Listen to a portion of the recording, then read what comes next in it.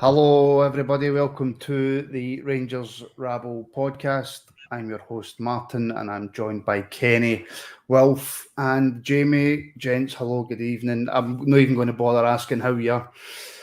But obviously, quite a lot to cover tonight. We won't go through the Malmo game. We'll just discuss the after effects of it. There's no sense in going back through what was a pretty dismal night. We've got some rumours about Alfie.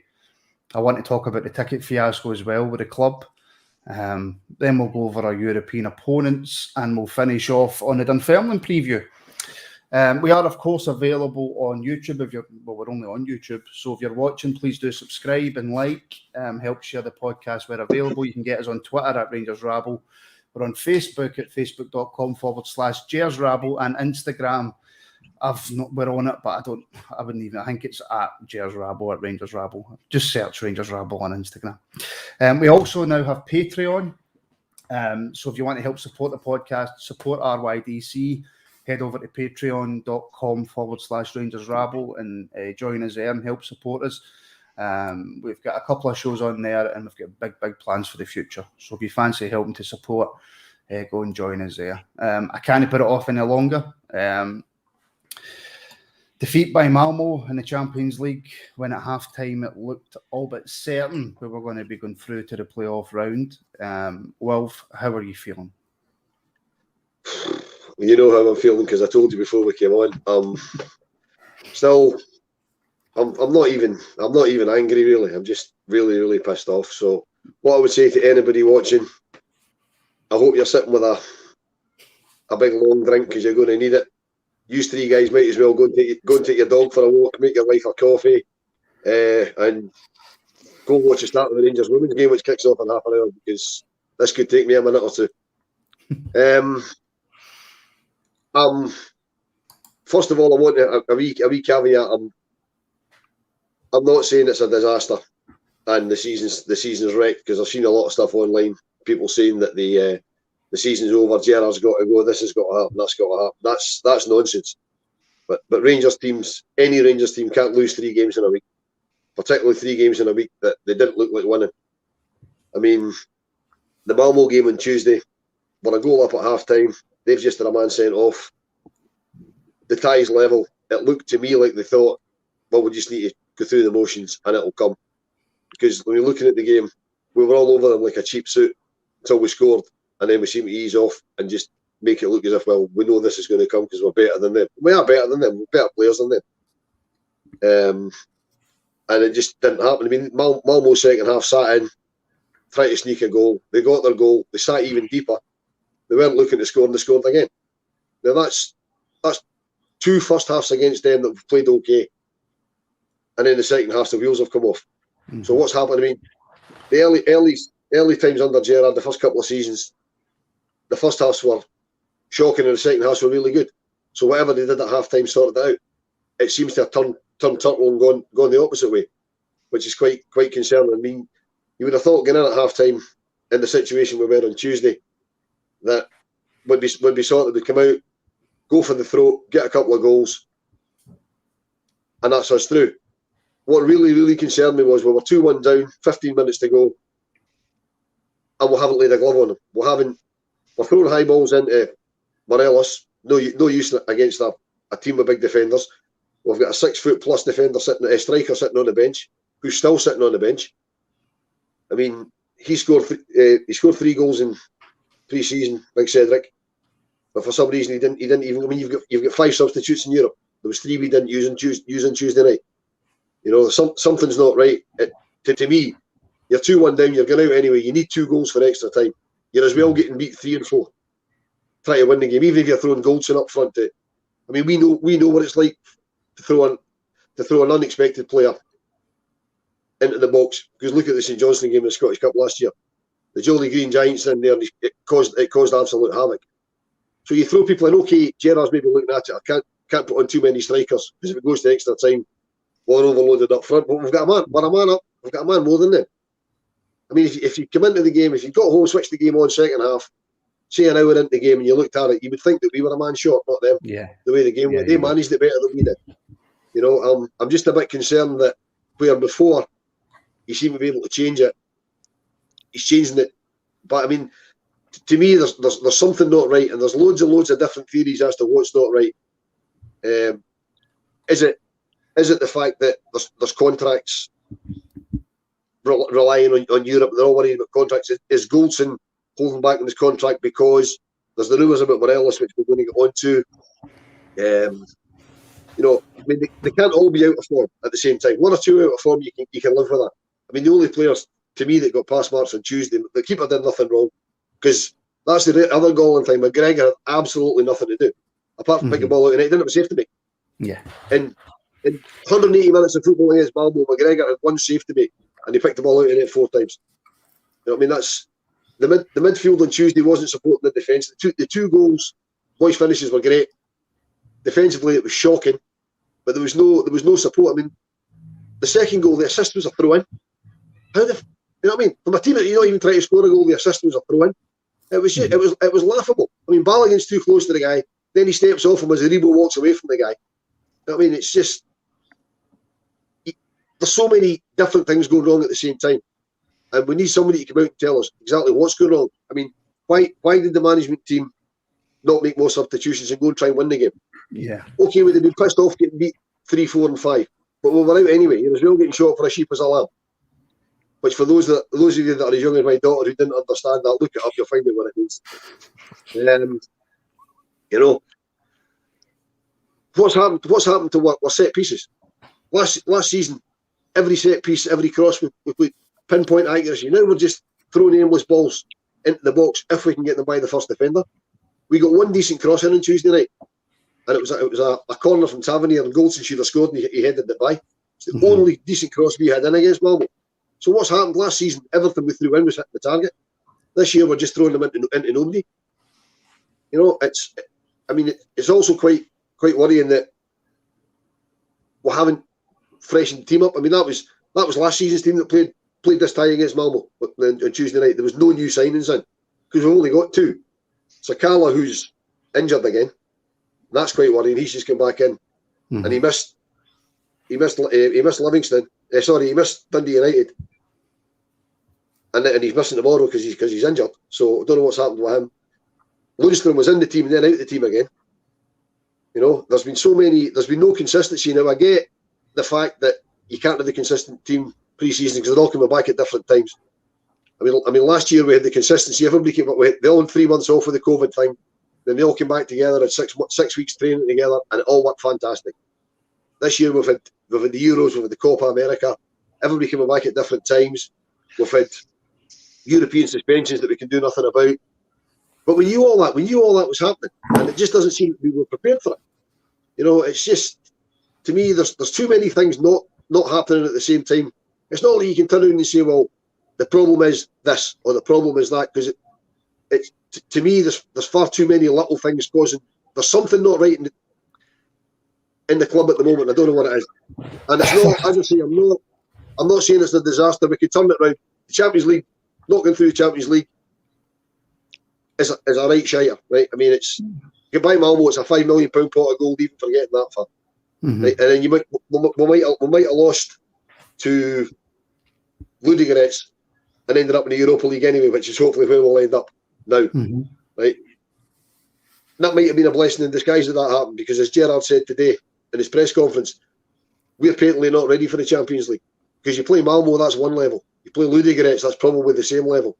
You get into group stages, you've got the Man Uniteds, the Man Cities, the Real Madrids, the Barca. Glamour ties, but you could end up getting hammered all over the place, and that could affect your morale for the league games. You want the glamour, but it's maybe a blessing in disguise we didn't get there, trying to put a positive spin on it so that I'm not ranting on just being totally negative for however long I've been speaking. And this could go on for a while, so go get yourself a coffee, boys.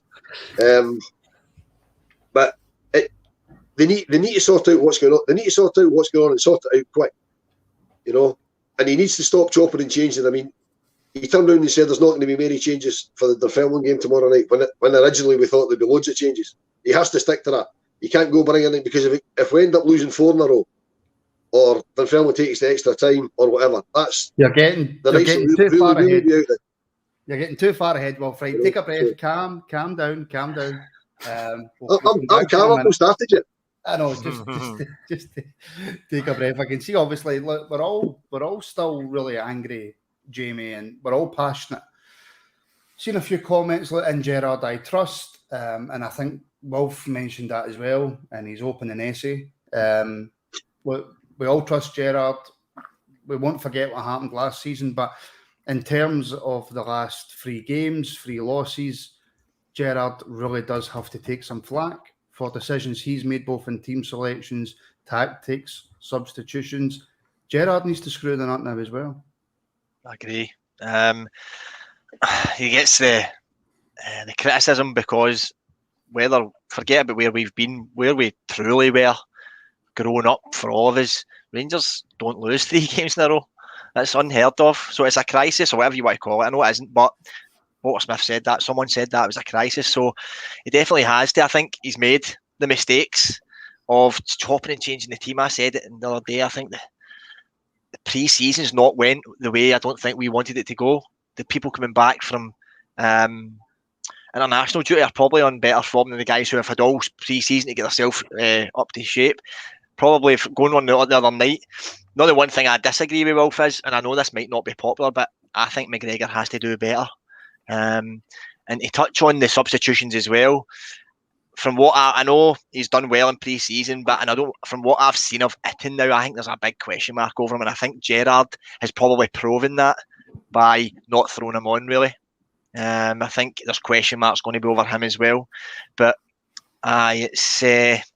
The morning after that was horrendous. The sick feeling in your stomach for that full day on Wednesday. I'm just starting to feel a wee bit better today about it all, but we didn't budget for Champions League anyway, so that's the saving grace for the club. We need to get into the Europa League now, but we're going to lose some players. It's a cert.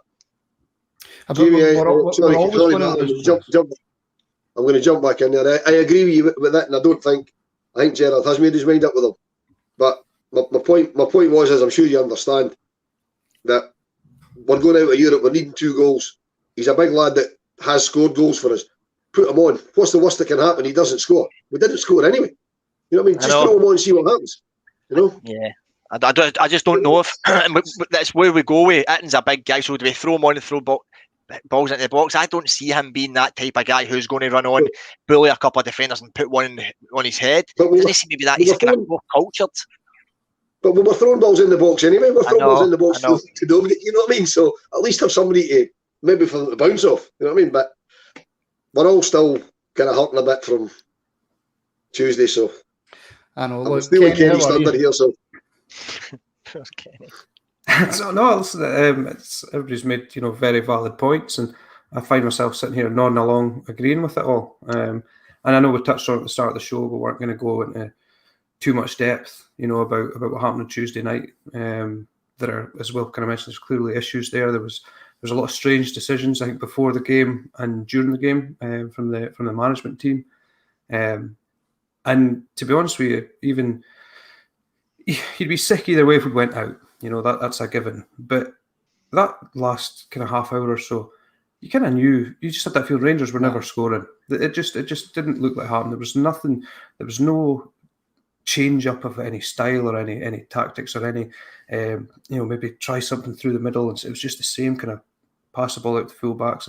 And I think it was maybe Jamie said earlier on, but the deliveries that have been coming from the full-backs throughout the season, to be fair, have been far and away to what we became used to last season. You'd have Tavernier getting on the end of Barisic crosses. That was a feature of our play. But of late, since the beginning of the season, the delivery is not just from open play, but from set pieces as well. It's just been another issue that I think it's affected our ability to create clear-cut chances, because the amount of chances we've created this season so far is appalling, to be honest. I have to ask this question, and I want to apologise in advance. And normally, Wilf, I would take this question to you, but I'm not going to lie, I'm a tiny bit scared to, so I'm going to take this to Jamie, because the word pish is in the question, and I believe it is pish, but Rangers are giving us, unfortunately, the need to ask the question. Jamie, you believe this pish about because the fans are back. Now, listen, not for a second do I believe that, right? I think it's a lot of nonsense. But until we start performing, that's going to keep getting brought up. Yeah, I think the people are using this just now, and we didn't win the league when the fans were in, right? We won the league when they weren't. However, we've played massive European games with the fans been in. We beat Celtic in a full stadium. The night that Hadji, Braga and Hadji scored the free kick, Ibrox baby, that was all bouncing. The cameras were rocking. So I don't believe that. Do I think that there's a confidence thing that is related to the fans? No, but I think there's a confidence thing in the pressure that's maybe on people now. Nothing to do with the fans, but maybe the pressure. Like, I don't know, I seen a bit of Barisic of 2 years ago again the other night. He was looking for, I don't care what anybody says, he was looking for an out. He bumped into a guy and started to do the limp and the kind of head down, whereas the Barisic was getting wide with the Legia fans, and then the St Mirren game became a new player. I don't know, there's something there that's making him regress, and he was definitely looking for an out the other night, and I don't know, it's nothing to do with the fans, because we've won massive games with the fans, but it's a confidence thing. Is it a pressure thing to do with the fixtures and retaining the title or whatever it is? But we just look a bit something amiss. What is that then, Wolf? Why do we look amiss? Why could there possibly be a confidence issue? Because we've just had pretty much the perfect season, obviously barring the cups, in the league. We're playing some phenomenal football. Confidence was sky high. Is this just a case of, look, we've had a poor result in Europe, and can we maybe put, and I'm obviously thinking positive here because I don't want this to be a completely negative hour of talking about Rangers, but is there a chance that the Dundee United game is just a freak result? No, I think it looks like it is a confidence thing. I mean, I've said as long as we've been doing this, and for a long time before that, that winning the league is an achievement, retaining it's a higher achievement. The hardest thing to do is to retain your league, you know. And I can't help but wonder, do some of these players winning the league and winning it so easy, winning it so early, they got to the top of their Everest very, very quickly. Are they believing that they're better than they are, or have they got to? Have they climbed their mountain and they think, well, we know where to go now. We're at the top of Everest. There's nowhere else we can go now.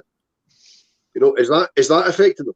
I really, really don't know. I mean, the crowd thing's a lot of nonsense, an absolute lot of garbage.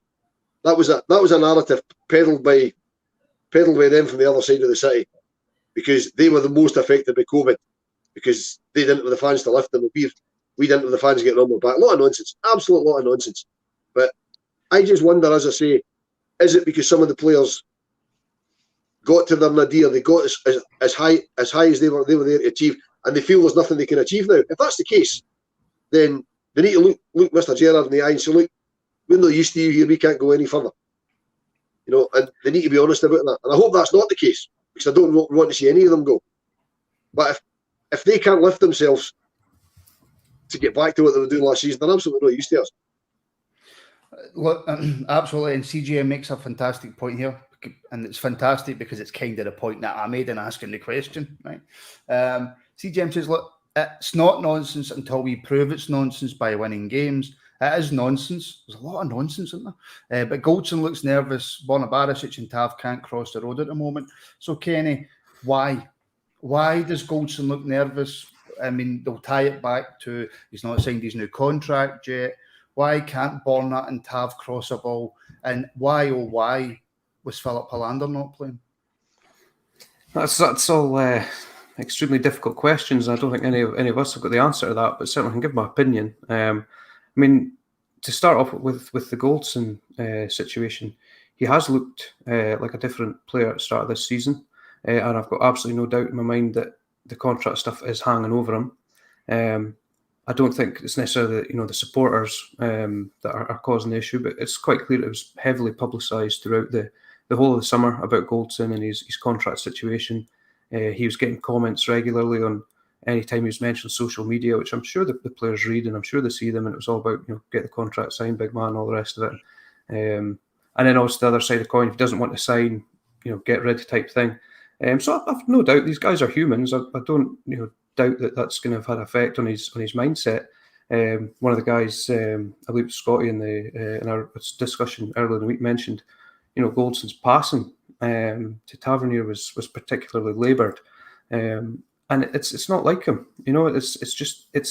And it's not to do with his ability. It's not his fitness. There's definitely, I think, something in his head just now. He's maybe caught in two minds, and I think it's certainly affecting his performances. And with regards to Tavernier and Barisic, that's like I said in my comment earlier on. I mean, it was one of our main outlets going forward, in last season. But if cross after cross, and it was mentioned that they just seem to be aimless kind of balls. It doesn't seem to be that there's a strategy to them. It's just like hoist it into the box and we'll hope for the best. And defenders have been eating it up. The Malmo players had no issue with it. Dundee United managed to fend it off.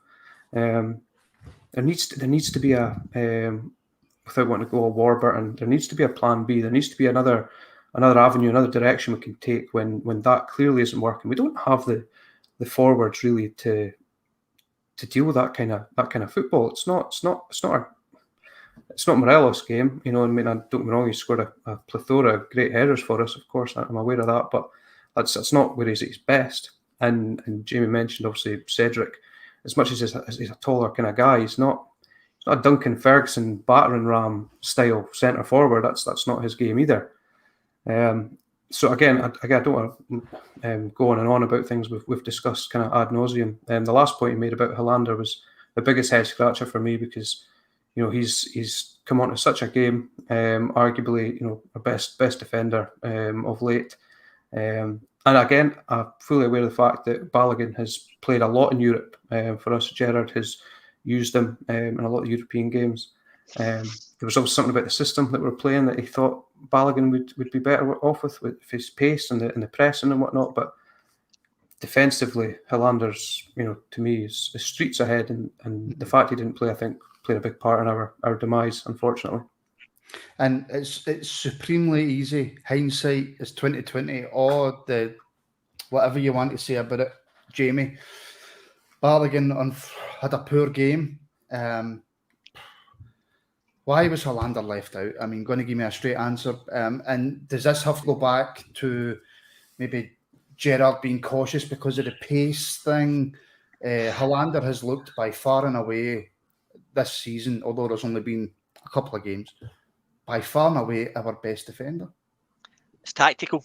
And it was a surprise because Hollanders came on so well from the back end of last season, and even the games this season we've looked that Hollander's been probably our standout player, but he's done it as a tactical reason. Probably if you look back at last year's European games, it was a common play that Balogun played and the Hollander didn't.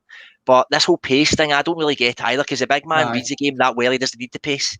And I do believe that he would have nicked a couple of the toes onto the day balls that Balogun was a wee bit off and missed. I actually thought Balogun started quite well as well. I was more worried with Tav and Goldson at the start of the game, even when we were playing well. I thought Tav and Goldson looked very nervous, but Balogun was playing well. But you can't get turned like that twice, or you should be off your man twice. And I think Big Hollander, perhaps, or we're probably kidding ourselves on, but we hope that he would have got a toe onto there. Well, listen, Scott Cameron's made the point. Well, hello, Scott. How you doing, buddy? Balogun played alongside Goldson in most of the Europa League games last season. It wasn't a great surprise to change it. So am I just bringing this up? Is everybody just having a go simply because we lost? And should we have been as surprised as what most of Twitter looked on Tuesday night? I wasn't surprised. I said to my mates on the way down the road that we were sort of discussing the team. And I said, look, Hollander's our best defender. He's from Malmo. He's got a point to prove to them, all that stuff. But Balogun will play because the manager, for some reason, prefers Balogun in European games. And like Jamie was saying, I think Balogun in the first half, I don't think Balogun did an awful lot wrong. But when he was one-on-one with guys trying to defend, he couldn't defend, and that's what he's there to do. And I like the big guy. I had an argument with my mate in the car going up the road about it, because he really, really doesn't fancy Balogun at all, doesn't like him at all. I thought the first half, Balogun did okay. But after that, it just all went to rat shit. And as you say, Martin, hindsight's 2020. We don't know how good or bad it would have been with Philip Hollander in there. But looking back, couldn't have been any worse. But it didn't surprise me that Balogun started, not in the slightest, because I really expected it. And I expect Balogun will start the European game next week, because for some reason he prefers him in Europe. Well, judging by that game tonight, and I only caught about half an hour of it, you could probably play me at centre-back, but now that I've said that, it's going to come back to bite me on the arse. Jamie, how's this going to affect Rangers going forward then? Europa League football, we don't have that Champions League money coming in, obviously. I think the model anyway is to sell players, but I think that's probably going to have to be a definite now. How does that also affect us in the transfer market for bringing players in? I think it's proven perhaps the other night that we probably need to bring people in, and we sat here maybe a month ago and I said we don't need MD unless somebody goes. We don't need MD, but I think it's proven that we probably still do need another midfielder or another central midfielder that can create with a bit of dynamism. But somebody's going to have to go, or one or two are going to have to go. So I would love that not to happen, and we can bring someone in. But to be honest, I don't think now that the dust is settled, I don't think it should change really anything other than we'll be back to playing Thursday, Sundays or whatever it is, but we've been doing that anyway, so that's actually normal for us, really. It's just the way, it's just not getting the Champions League is the thing that we wanted, really, isn't it? But we're probably a year ahead of that anyway, so, and someone says, could we have got a tougher tie than Malmo? I think we were all thinking Malmo would have been a good shot at that time, but someone so far into their league season, maybe it wasn't. I know. Kenny, what about yourself then, going forward? Do you feel as if we have to bring more players in for the Europa League Cups League? And if so, will it be the quality that we could have got had we got into the Champions League? I've seen a lot of people mention Veerman. I'll be honest with you guys, I've never seen the boy play. I don't know. I'd never heard of him until we were linked to him. So do I know if Veerman's the Messiah? Not got a Scooby. But how's it going to affect us, Ken? I mean, it's definitely going to have a knock-on effect. There's no doubt about that. I mean, I remember, a couple of weeks ago we were discussing the squad, and there was an element of thought that we had a good squad with competition for each area, and we were in good shape. But then, as we saw with the suspensions and injuries, we can be fairly depleted, easily. Certainly in terms of quality. Obviously, we've still got players to come back and get up to speed for the season, and Ryan Jack coming back is also going to be a big one. I think he's missed a lot more than people might give him credit for. I think he adds something different in that midfield, that maybe not the creative spark that we touched on earlier on, but in terms of the effect, of course, it's going to have a huge impact. There's going to be, the purse strings are going to be obviously substantially tightened. We will sell. I'm sure we're going to have to sell, and I think if we are bringing anybody in, it'll only be on the back of selling. There has to be a balance made. I mean, Martin, you made the point. I don't think the club will have budgeted for guaranteed Champions League football, which is obviously sensible. Want to run, a sensible operation given how things have gone in the past. But the Europa League, I think it's our level. I think we've shown in the past. I think so. I mean, these teams in the Champions League, I think. Kenny, they were down to 10 men for 45 minutes, and we didn't turn up in a second half. So, I mean, maybe I've just answered your own question there. Maybe Europa League is our level. But can you use that as an excuse for that performance? Oh, definitely not. No, I mean, Rangers should have been beating Malmo. I've got no question of that. But Malmo aren't going to do anything in the Champions League. Malmo, if they do, if they're in a group situation, they're going to end at bottom of the group. That's I'd be fairly confident in that sense. But I just think we've all been on such a high, and we've been on such a on riding the crest of a wave after winning the title, and everything's going so well, and we were all G'd up and all positive, and everybody I spoke to was Malmo. That's going to be a scoosh. We'll get through that. And myself included, I was very confident we would have beat them. And as Wilf said at the top of the show, we should have beat them with better players. And but I think, I don't know if our confidence has transcended with the players as well. They had the overconfidence. I don't know. I could sit here and analyse all day about what went wrong. But I do think where we're at just now, we can compete in the Europa League. We've shown that. We've had some outstanding games, some great games that we'll all remember, for the rest of our lives in the Europa League under Gerrard. And Champions League, if certainly the way we've started this season, I think would be in a pretty uncompromising position. if we came up against some of these top sides. And I don't like saying that because I'm always generally very positive and think Rangers can give a game to most sides. I mean, last season, if you'd asked me this question, I would have a totally different answer. Possibly I'm blindsided by the fact how bad the start of the season has been. But I just think Europa League, I'm not wanting to paper over any cracks or gloss over it, but I think where we are with our squad as it is and where it's going to be once we lose Alfredo or Goldson or Kamara, that's definitely going to be an area we can compete in. Certainly, it's going to be more getting points seem more achievable in the Europa League than it would be in the Champions League in my eyes. Of course, that's a given. Can I just say though, you're saying you don't want to you could analyse it all. If you do want an analytical look at the game, head over to rangersrabble.co.uk, and Jamie Curry's done a fantastic piece that, I mean, I barely understood it. That's how good it is. You know what I mean?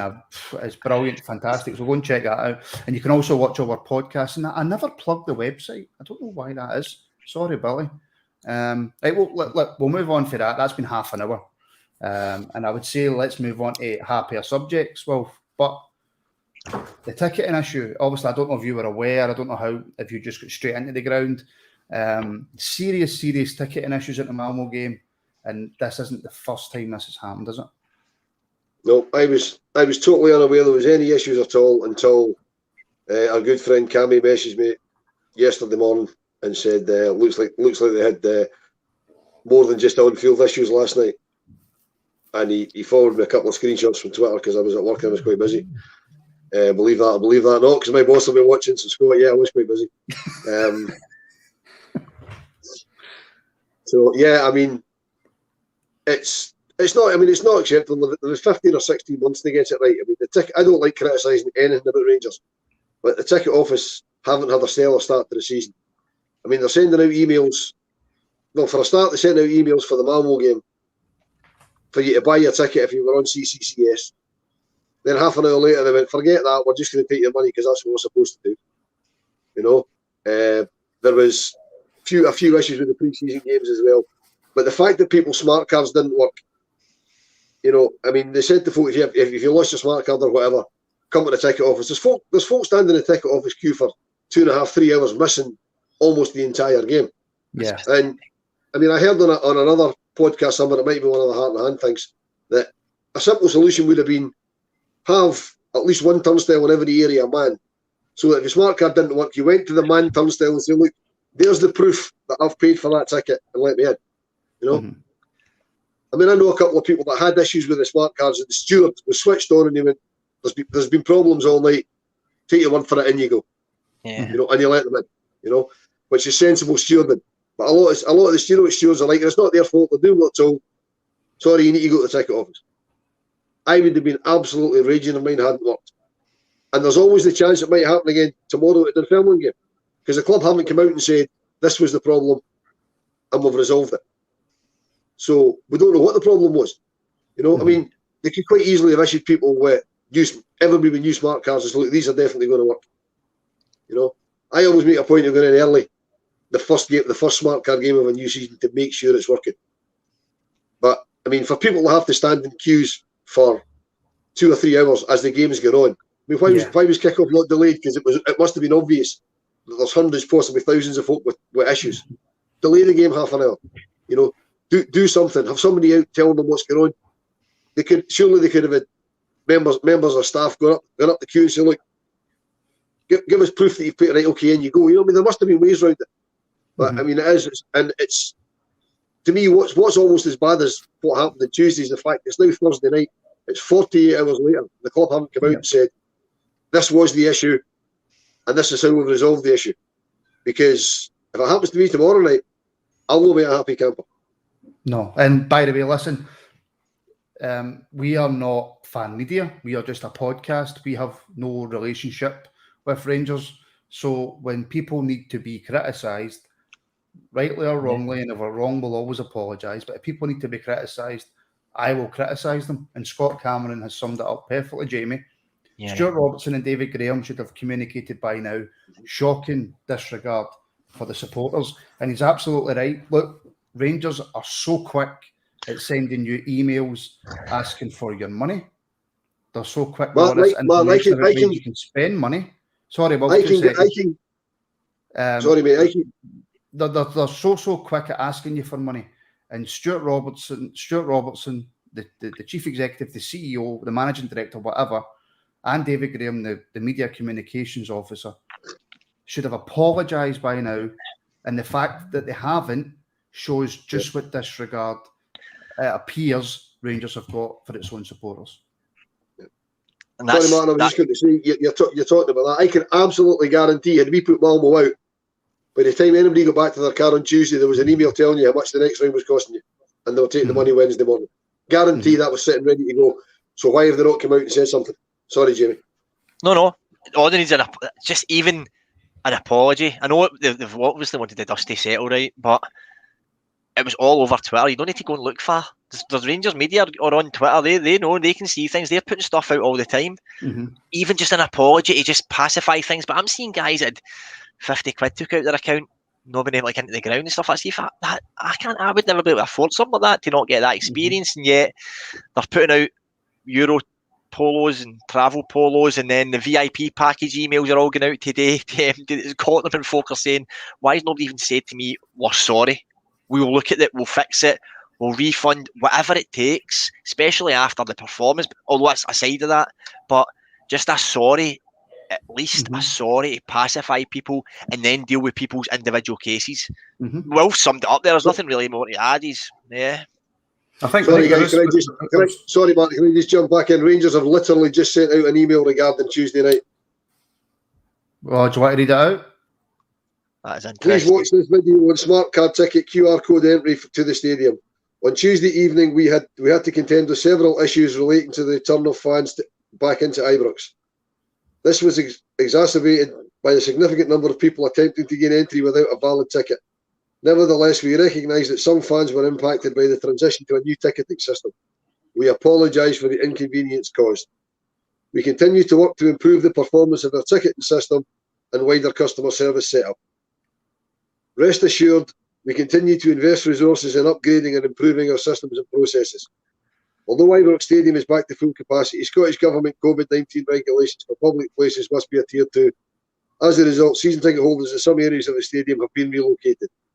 As we welcome our supporters safely back to Ibrox, please refer to the following season ticket holder information that goes on. That's fine. So it's a cool. So the finally 48 hours later, whether it's because they're watching us and been prompted to do it or not, I don't know. But they've literally just released that. The power the Rangers rabble really has. There you go. Yeah. Any queries you've got, guys, in the comments, just get them in and we'll talk about them. But in all seriousness, Kenny, 48 hours to make a simple apology. Well, I was actually just going to touch on a point we didn't really cover. We all know there was a clear technical issue. There's something's gone drastically wrong with the selling of the tickets, the advertising of tickets that potentially already been sold, and double booked seats. I've seen a few first-hand experiences of people two people had the same seat booked. There was people, you had 3 folks sitting on, or 4 folks sitting in 2 seats type thing. You had folks sitting in the stairwells, in the aisles, standing in the concourse, top of the doors. That's for one thing a massive safety hazard, and the club could get absolutely hammered for that type of thing. And it's a European game. UEFA delegates are there and watching. So aside from the fact you've got the frustrated Rangers supporters who've shelled out and travelled and everything else, you've potentially got a safety issue. And the fact that it's taken Rangers this length of time, and again, I said I'm a positive kind of guy, but the fact that it's taken this length of time, and to be honest with you, if I skim read their email there, and it's a kind of half-baked, there's been so many people trying to get in. Nonsense. They've double sold tickets. They've made a complete hash of it, and it needs a total rework. And Stuart Robertson and co need to earn their money and make sure this does never happen again, because you could end up with a real serious situation on your hands with injuries, fines, all these kind of things. It's not just a case of somebody, I missed 20 minutes of the game. It's a lot deeper than that. And I hope the club are, making positive steps. Well, just on that, Scott Cameron again, I wish Cammy was on tonight because he's far more eloquent than me.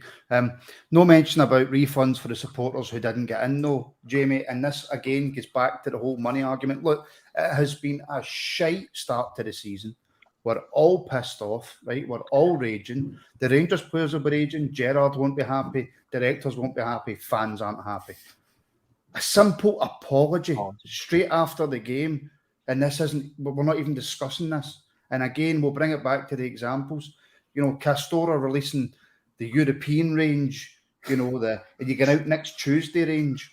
You know, there's so much Rangers are releasing and wanting to give money, wanting us to give them money. And like we've discussed here, and a final thought to you, Jamie, 48 hours to issue a simple apology for fans missing what could have potentially have been, you know, the biggest game of your season.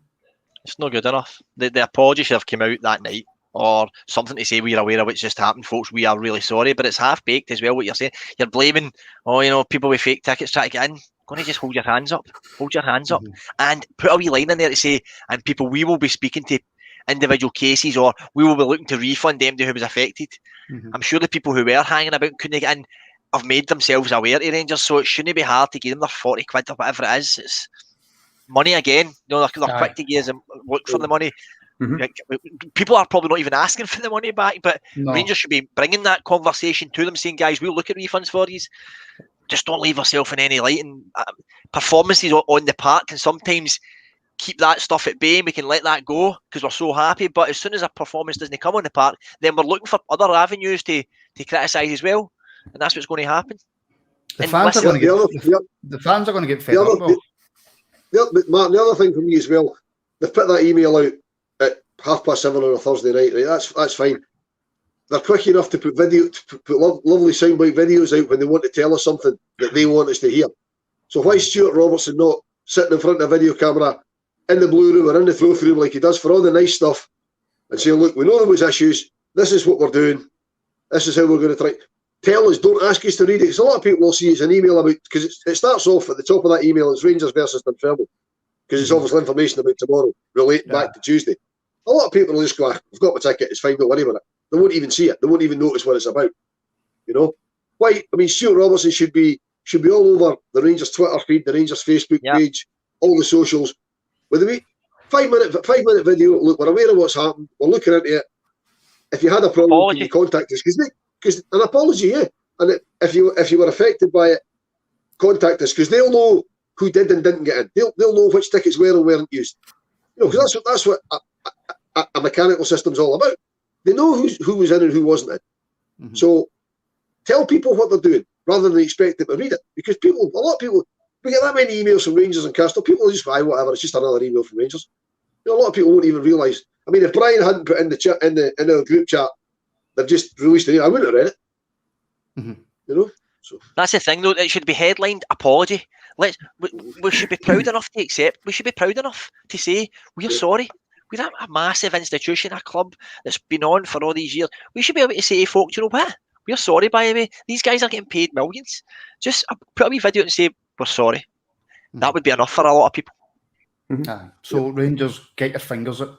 You know, you want us to spend money, and we're all willing to spend money. When you mess up, put your hands up and apologise. I think that's the least. Martin, I want to buy that white Euro travel polo, but we might not even be in Europe anyway by the time I get to buy it. So it might be, at that point, it might be half price. That might be all right. Well, listen, that's a beautiful segue into CGM. Hold on, this is true. It's true for me as well. Thankfully, I am fat, and none of the Castor kits fit me. So true, CGM. So true. Kenny, obviously, Alice Kerr winning tonight. That's who we will face in the playoff. Tell me their whole history and everything about them. Oh, listen. Well, Alice Kerr were founded in 1930 by the famous. That's it. No, I did actually have before we actually discussed it. I did have a wee look at both sides, just to kind of get a bit of insight as to what we're going to be up against. But I mean, I know we were maybe blasé, some of us, with regards to Malmo, but with regards to a game, against a team from Armenia, we've got to be thinking that this is going to be a tie that we should be winning handsomely. I'm not wanting to get carried away. I'm not wanting to, end up on some viral Celtic clip, about this guy saying, "Oh, we're going to pump them" and all the rest of it. But having looked at, I think in terms of their coefficient, I think they're about 180th in Europe in terms of their club, their leagues down in the late 30s. You know, they're playing in front of, you know, small crowds. I had a wee look at the stadium itself as well. It's reminiscent of, you know, some of the grounds that we might have played at back in. I'm trying to think. You know, played St Joseph's and all. It's that kind of same kind of standard of ground. So it's very easy to get. I think this could be a cakewalk. They did actually beat St Johnstone a couple of years ago, which was, I believe, one of the biggest results in their history. I say a couple of years ago. I think it was like 5-6 years ago. But yeah, let's be totally honest. This is a tie that we should be wrapping up in the first leg. You know, you never underestimate a European game. Simply shouldn't. And we've been caught out with it in the past many times with, you know, as Rangers supporters. It's something that we've all dealt with. But I'd say it's probably the kinder side of the kinder, you know, team within the two, because, you know, it's an extra 3 hours, I think, or so in terms of the flight to Kazakhstan. So with the, you know, potential the Old Firm game on the Sunday, I think that's worked out slightly in our favour. But yeah, let's be honest, it's a game that we should win fairly comfortably. I hope that's not famous last words, but I'd like to think we'll be okay. Yeah, I don't want to go into a full preview of the game because we'll do that on Sunday, actually, because it's next Thursday, isn't it? No, we don't know when it is yet. Oh, I thought it was next Thursday. Well, because if they go through tonight, they're next Thursday as well. We can't both be next Thursday. No, Celtic are going to be playing on the Wednesday. If they go through tonight, assume they do, they're going to be moved to the Wednesday because we're the higher official? The champions. It's that the rules are that the higher ranked the certainly because of the champions path, we would be given the priority to remain on the day. So from all I've read and seen the rules and everything else, UEFA, I would say, well, not UEFA have said, but Celtic play on the Wednesday night and we'd be the Thursday night. Oh, they'll be in meltdown. They'll play Sunday, Wednesday. We play Friday, Thursday. They won't be happy about that. A conspiracy. Well, I mean, look, it's not where we want to be. Well, if it's really not where we want to be, and look, it's certainly not ideal, and we'll obviously touch on this more on Sunday or whatever. It's not really where you want to be on a Thursday going into an Old Firm game on a Sunday, is it? No, and to Kenny's point about the distance, it's actually 3,650 miles each way from Ibrox. There you go. According to Google Maps is your friend. Which is 1,000 miles each way closer than it could have been had it been the other lot. Because they're nearly in China. So you're talking about a 7,000 mile round trip the Thursday before an Old Firm game. But that's what it is. We've done it before. We did it with Ufa, and we beat them with 9 men, came back and gave them a game. So, and Kenny, they weren't formed in 1930. They were actually formed in the year. They were actually formed in 1990. Ah, it was close. But they folded in 2000. They were refounded in 2011. You just read that off your comment. That's what you've read. According to Wikipedia. So this is wrong, blame Wikipedia. Look, Jamie, what can we say? We're playing in the Europa League. It's a team we should beat handsomely, probably with a B team. I sat on here and said I was happy and would beat Malmo and would be comfortable with them even being down 2-1. So I don't want to say anything, but we should beat them. But I think it's a bit of a banana skin. However, I looked at the results. Their first Champions League qualifier was against Connaskey. They drew 2 each, and then they beat them 1-0 the return leg. So they're scraping it through against the Welsh champions. Mm-hmm. Yeah. So and then they get papped out by Sheriff in the next round. So until I was worried until I seen their results. I'm thinking, right, okay, Connaskey 3-2 Nag. Come on. But Connaskey beat Kilmarnock, so. But Curry Muncher's put, it's not as if we'll be flying budget and sitting on a bucket on the plane. And I mean, that is true, Kenny. Look, it's not as if the Rangers players aren't going to be flying EasyJet. That's the thing. I think, that there's a lot made of, and I think particularly because we've got Celtic on the Sunday, there's a lot of comments I've seen online that we're going to have this audacious, hellish journey, that they'll probably have first class kind of beds and set up. They'll probably sleep all the way. They'll get the best of meals. It's no reason. It's no excuse. And it shouldn't. The guys are professional athletes. Thankfully, it's the slightly lesser of the two, hell journeys. But it's absolutely not. It shouldn't have any impact on the game itself on the Sunday. I think Wilf's got probably a more uncomfortable journey every time he comes down every second Saturday to watch Rangers after a shift or something like that. Yeah. Can I just say very quickly, Rangers women, Rangers ladies are playing Chelsea, and I believe they're 1-0 up. So well, it's currently Chelsea have just equalised. Oh, well, there you go. I'm watching it. That wasn't hot off the press. How's the game? If you're watching it, Wilf, just very quickly, because we've got a wee bit of Alfie Rumours and a Dunfermline game to preview. How's the game going? 1-1. From what I've seen, I'm only catching bits of it because obviously I'm looking at you guys. It's been quite even. Two decent goals. Chelsea scored a couple of minutes after Rangers. Brogan Hay for Rangers. I'm not quite sure who scored for Chelsea, but I only know one of the players anyway, and that's only because she used to play with Rangers. Yeah. But yeah, decent crowd and sell-out crowd in as well at the training centre, I believe. So good. That's amazing. It's getting screened free on the galling thing is it's getting screened free on the Rangers YouTube channel. But last night I had to pay Dunfermline a tenner to watch a B team game. But that is what it is. Can I just say we've had a statement read out live on air, and we've just had an update from the Rangers women game. I mean, if that's not worth subscribing, I don't know what is. If that's not worth hitting that like button just for Wilf's 10-minute rant, and then just hit that like button. And of course, you can hear more of Wilf on our Patreon at patreon.com/Rangers Rabble, link in the description. Another exclusive for you if you want a hat trick of them. Rangers have just tweeted that tickets for tomorrow night are now on general sale. There you go, general sale. So go on to rangers.co.uk and get your tickets. But keep the Rangers Rabble on as well. You know what I mean? Why would you leave? You've just got such fantastic content tonight. Kenny, we discussed it earlier, not making the Champions League. Might have to possibly sell some players. As ever, Alfredo Morelos is linked with Porto. He always seems to be linked with Porto. An apparent €16 million move. What do you make of that? Do you think it's likely? Do you think €16 million is enough? Do you think Rangers will have to accept it? I personally, I don't know if it's enough in terms of the fee.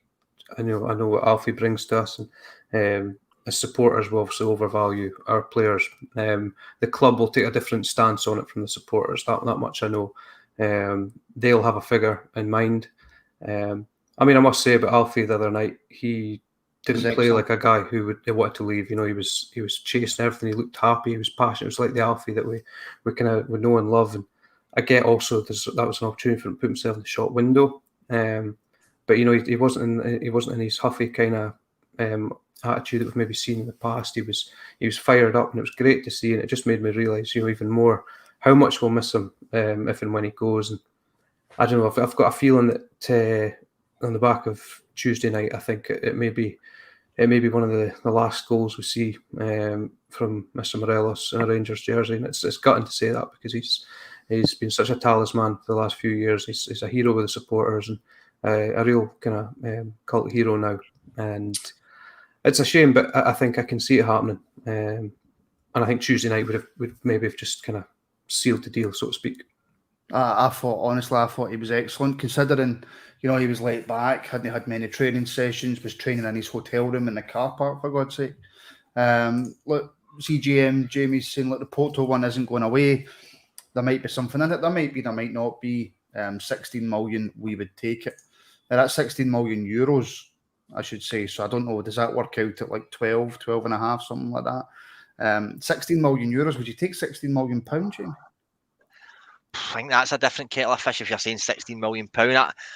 I would like to do 20, but we're not going to get that, I don't think. But 16 million pound is maybe what we're talking about. Maybe 20 million euro, perhaps. But the Porto, we've said it before, Porto aren't the ones that splash out. They like to find a bargain, which is around about your 10s and your 12s, and then sell them on for 16, 70. So, but I'd be gutted to see him go. He was outstanding, and he's just the catalyst to everything we do. He's off his head, and everything we've done last season around him, let him just do what he wants, and we'll play the balls. And it's just a different kettle of fish to have. He'll be irreplaceable. At this point in a transfer window, unless we've got someone he'll be irreplaceable to come in and play the role he does. What do we do? Is Sakala the central striker now? I don't think so. Will Ruth move into the middle? Can we trust his fitness? It'd be a gutter.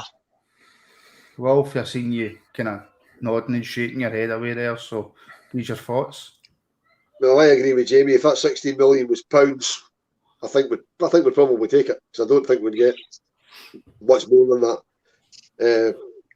The Porto thing isn't going away, so there must be some truth in it, and it's obviously coming from their end, because we don't talk about these things at Rangers. It would be galling to lose him, because he's been so much the main man for us since he's been here. But his dream is to play.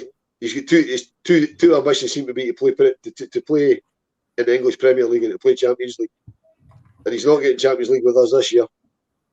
And would he be cup tied then? No, because it's qualifier, isn't it? Qualifiers. I don't think he'd move. I don't think he'd move to a club of Champions League level down there anyway. But that would probably realise his EPL dream. And Porto though. Of course, Porto. They play. They're Champions League, aren't they? Yeah. So, like you say, we might end up going to Porto. They ship him on. If we do sell him, and Fob Dog's right, 16 million is not enough. But if it was 16 million pounds plus a 10% sell on clause, because these days you'll accept less money if you get a decent selling. Because they will flip him in a couple of years for 30, 40 million if he keeps going the way he's going. So somebody's got to go. They've got to go for the right money, otherwise we'll just be a laughing stock again. And I can see it being Morelos, because he's probably the most sellable asset at the moment. Yeah. He is. I don't want him to go. And Kenny, if you could answer this question, that would be fantastic, because this is how I feel. What's Portuguese for Rama? Do you know what? I actually saw it come through in the comments. I had to stop myself laughing as Wilf was speaking. I didn't want to think I was laughing at his comment. I did have a little chuckle at the comment.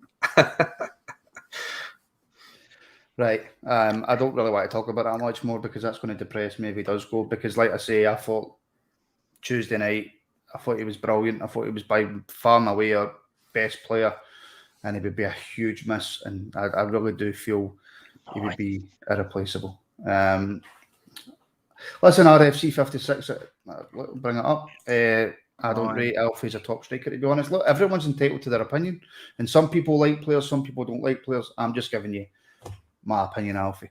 Right, very quickly, guys. Dunfermline tomorrow night. That is tomorrow night. Sorry, Mark, before you move on, right? Here we go. To answer your question, right? And my pronunciation will be wrong, but the Portuguese for rabbit is batter. There you go. El Porto Pata. There you go. There we go. Right, very, very quickly. Tomorrow night, I'm going. It's now 2-1 to Chelsea. Thank you, Stuart, in the comments. Wolf has missed it. Terrible report. I was Google Translate. I missed the goal. That's not good enough, Wolf. You're now sacked as a reporter. Right. Jamie. Same scorer as the first one. And you still don't know the name. Jamie. P. Harder. Whoa, easy. And that's not a joke. Our first name is P and our last name is Harder. I'm going to get to this question because we really need to finish up. Jamie, Dunfermline tomorrow night. I'm going. I'm buzzing. I can't wait to get back to Ibrox. It's always a silly question. How important is the game? Is it more important now because we're out of the Champions League? But it's cup football and it's Rangers, so it doesn't matter what situation. It's a massive game. Massive game. Team that are in the league below us. It's not even you can't even contemplate anything other than a victory. Listen, at this rate, we'd probably even take a 1-0, 2-0. Who cares? Just get a win under our belts, really. I'm saying that. On the other flip side, you probably want a few performances, but then we could be here all night talking about who starts and who doesn't start, because some folk are saying, no, he needs to play a full strength team, we're best 11. But what is our full strength team and best 11 just now? Because our best 11 isn't the players we've been mentioning, because they've been playing, they've been terrible. So what is your best 11? So there's a massive thing to be done with the team selection, I think, tomorrow as well. And I think McGregor needs to start at least. Just keep McGregor in goals the next few games and get him sharper than what he's been. And then after that, what is it? Do you play your Pattersons and your Kellys, or do you not? Well, I mean, look, there's no point, Kenny, in me asking, is there a chance Rangers don't win? Is it going to be a hard game? Well, it's a team in the league below. we're the champions of Scotland. We should win this game comfortably. The real questions are, normally in a game like this, you might see a Stephen Kelly come in. You might see Nathan Patterson at right back, Bassey at left back, and up front, McLaughlin in goals. What does Gerrard do tomorrow, Kenny, considering the fact we've obviously just played really poor in Europe? I mean, it's a difficult one because he's kind of put himself in a wee situation by saying he wasn't going to be making wholesale changes already. He said that. I think, we've got a couple of difficult games coming up. As you say, normally there would be a fair bit of rotation. I still think there'll be changes, of course, and I would expect Kelly and Patterson to feature. If not start, I think they'll definitely feature. I don't think it'll be the same team that played on Tuesday night. I think there'll be a fair bit of rotation, despite what Gerrard said. I don't know his reason for kind of saying that, because he's never won for really a settled team at the best of times, and certainly when I'm playing a cup game against lower league opposition, you can almost guarantee there'll be a lot of changes. So, but I think the game's coming at a good time. A few days after the disaster, fans will be back in, and I think the mood will be a wee bit not an anti-climax as such, but I think the place would have been buzzing had we won on Tuesday night. But it's up to us to get behind them again, get the players back on side, get their confidence back up. Like I'm same as yourself, Mark. I'm going down to the game. I'm really excited. I'm taking my little boy down for his first competitive game, so he's buzzing. I'm looking forward to it. I think Rangers will score a couple, more than a couple, but a comfortable win, and hopefully the start of turning this season around. Well, I mean, Wilf, if you're listening, if you're still with us, because you look like you're in a wee fairy tale land there. Sorry, somebody's just messaged me and said that we are definitely next Thursday. I'm just trying to get confirmation of it, but I can't find it anywhere. So. Do you not believe me? Like, I do, of course I do, but absolutely. Forever the reporter, Wilf. Look, just the same to you. Look, starting line up tomorrow. I'm not going to ask you for goalkeeper, right back, left back, blah blah blah. But look, Gerrard, should he put out the strongest or possibly close to the strongest team as possible tomorrow? Yes. I think he should start with as close to the strongest team as he can, because bear in mind there's 5 substitutes in the League Cup. So we could hopefully score a couple early doors and then make not wholesale changes, but bring on like Patterson, Bassey. If they don't start, we can always bring them on. I'd be inclined to start with a strong team, put the game away, then make changes, rather than mix it up, start with the squad players, if you like, and have the big players on the bench in case it's not going right. I'd leave it with a strong team, put the game away, then bring the other guys on. And I hate this question, right? This is one of the pure media questions, Jamie, right? And it's pure shite. But does it matter about the performance tomorrow? I don't even like the way I said that. Is the performance important? Will that appease the fans, or is it just a case of, look, just win the game? Nah, I think the performance is important. I think when you're playing a lower league team, I think they get beat off Partick Thistle at the weekend and stuff like that. So, or did they? Is that true? I think they did get beat off Partick Thistle, didn't they? So they've been battered off a Partick Thistle. We can't go there and scrape a 1-0 and Tav and goals, and if they play look a wee bit nervy, we need to go out and make a bit of a statement on that, and that probably is by winning at least 3-0 with a decent performance. Even I said that the other day, even the Livy game at the start of the season, I thought kind of flattered us at the end up. We scored 1 or 2 goals. I didn't think we played well that game either. So we need a good performance. Good performance, Kenny. Totally. And I think even a win, if you scrape your way through the game, and you're still going to get the grumbles and think something's not quite right here. But like I say, as Jamie says, you get a good 3-4-0 win, brings a bit of sunshine back into the players, their confidence, and of course, I think performance is vital tomorrow. Absolutely. And Wilf, look, I could ask you all questions like, should Patterson start ahead of Tav? Should Bassey start ahead of Borna? But look, that's just all hearsay. We're just about to finish up, so I'll just ask you exactly the same question. Does the performance matter? Yes, it matters.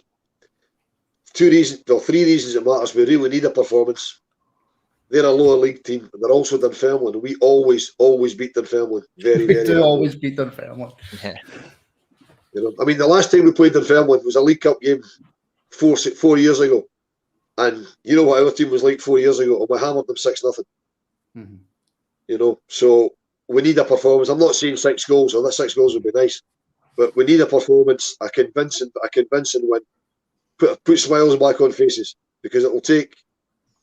We could win 4-0 not playing very well, and that wouldn't cheer very many of us up really.